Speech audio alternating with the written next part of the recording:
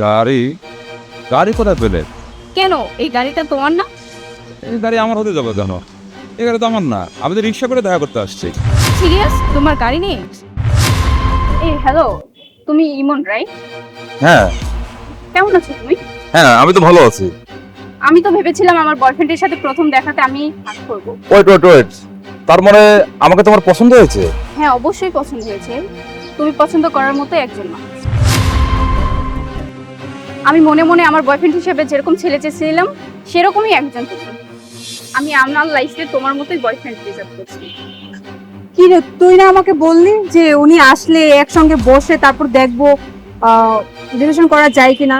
আর এখন দেখছি রিলেশন হওয়ার আগেই তুই ওনাকে হাত করে ফেলতেছিস। হ্যাঁ আমি বলেছিলাম, আর দেখ না দোস্ত, কত সুন্দর একটা গাড়ি নিয়ে আমার সাথে দেখা করতে আসছে।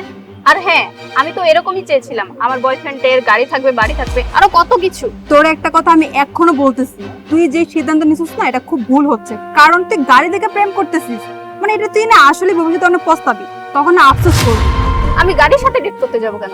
আর এখন যদি ওকে আমি না করে দিই, এরকম ছেলে আমার হাতছাড়া হয়ে যাবে। দোস্ত তুই না একটু বেশি কথা বলিস, এখন একটু চুপ থাকতো।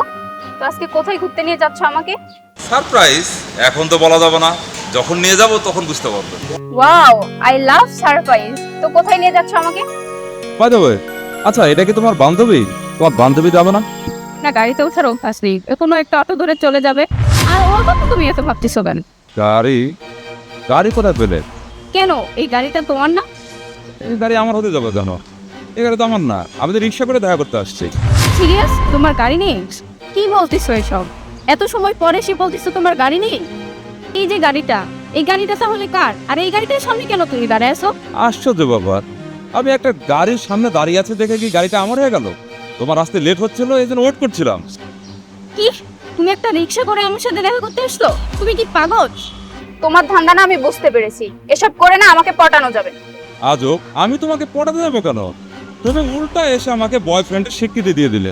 তোমার মতো ছেলেকে কে বয়ফ্রেন্ড বানাবে? হ্যাঁ, আমি তো ভাবছিলাম তোমার একটা সুন্দর গাড়ি আছে, বাড়ি আছে, আরো কত কিছু, আর এই জন্য তোমাকে আমি বয়ফ্রেন্ড বানাইছি। আর এখন তো দেখি তোমার কিচ্ছু নেই, তুমি একদম ফাঁকা।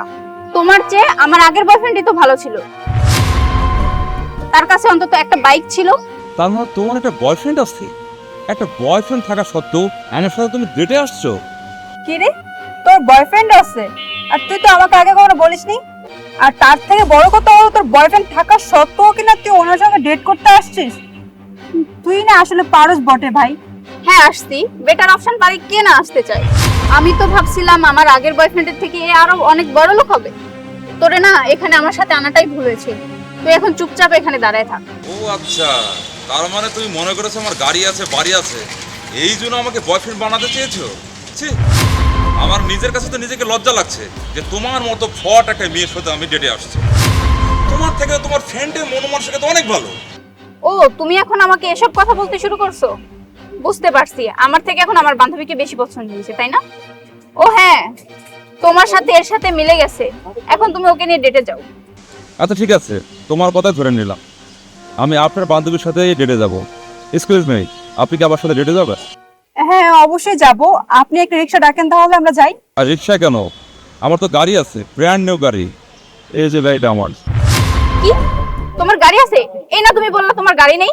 শোনো, তোমার সাথে যখন ফার্স্ট পরিচয় হয় আমি ডিসিশন নিয়েছিলাম তোমার সাথে রিলেশন করব, তোমাকে বিয়ে করব, বিয়ে করে ঘরে উঠাবো, একসাথে সারা জীবন কাটাবো। আর তোমাকে বিয়ে করলে শুধু আমি না, আমার সাথে আমার বাবা মা, ভাই বোন, ফ্যামিলি সবার সাথে অ্যাডজাস্ট করে চলতে হবে। আর এত বড় ডিসিশন নেওয়ার আগে একজনকে পরীক্ষা করতে হবে না? এই জন্য পরীক্ষা করলাম, আর পরীক্ষা করে যা দেখলাম ফেল, পুরোটাই ফেল। আর যখন দেখছো আমার গাড়ি আছে তখন আমাকে বয়ফ্রেন্ড বানাবে বলে ডিসিশন নিয়ে ফেললাম। আর যে দেখেছো ভাই নেই, এক সেকেন্ডে আমার ডিসিশন চেঞ্জ। আমি শক হয়ে গেলাম পুরোপুরি। তোমার মতো মেয়ের সাথে আমি কথা বলেছি, তোমাকে বিয়ে করবো বলে ডিসিশন নিয়েছি, এখন তো আমার নিজের কাছে নিজে খারাপ লাগতেছে। আমি কি করছি এটা? আসলে যা ভেবে দেখলাম তুমি আমার যোগ্যই না।